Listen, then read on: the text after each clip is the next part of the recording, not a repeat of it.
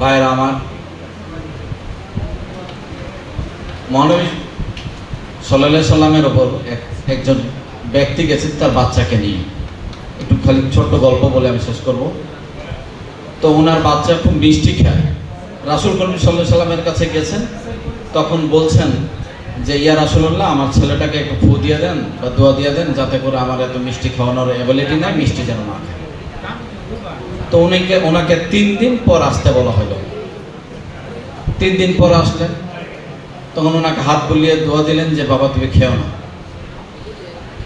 ওই ব্যক্তি রাসূল করিম সাল্লাল্লাহু আলাইহি সাল্লামকে জিজ্ঞেস করছেন, ইয়া রাসূলুল্লাহ, আপনি তো আল্লাহর রাসূল, আপনি তো সেদিনই বক্তব্য এই দোয়াটা দিতে পারতেন, আজকে কেন 3 দিন পর কেন?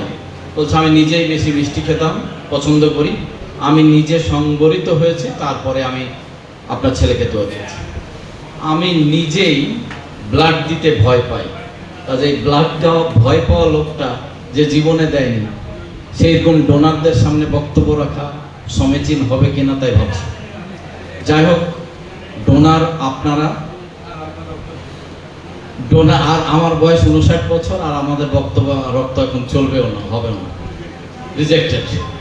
তো যেহেতু ডোনারদের পরিমাণ কম হয় যে কোনো সংগঠনে, যে কোনো জায়গায়, আপনারা যে এতগুলো ডোনার এসেছেন, আসলে আল্লাহ আপনাদের মঙ্গল করুন এবং আপনারা সুস্থ থাকেন।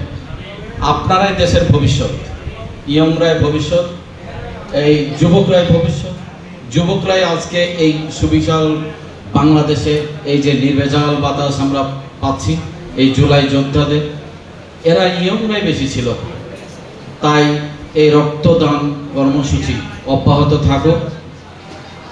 তোমরা ভালো থাকো, তোমরা ভালো থাকলে আমার বাংলাদেশ ভালো থাকবে, আমরা ভালো থাকবো, রোগীরা সুস্থ থাকবে, সবাই সুস্থ থাকবে। সবারই মঙ্গল কামনা করে আমি আমার সংক্ষিপ্ত বক্তব্য এখানে শেষ করছি। আসসালামু আলাইকুম ওয়া রাহমাতুল্লাহ।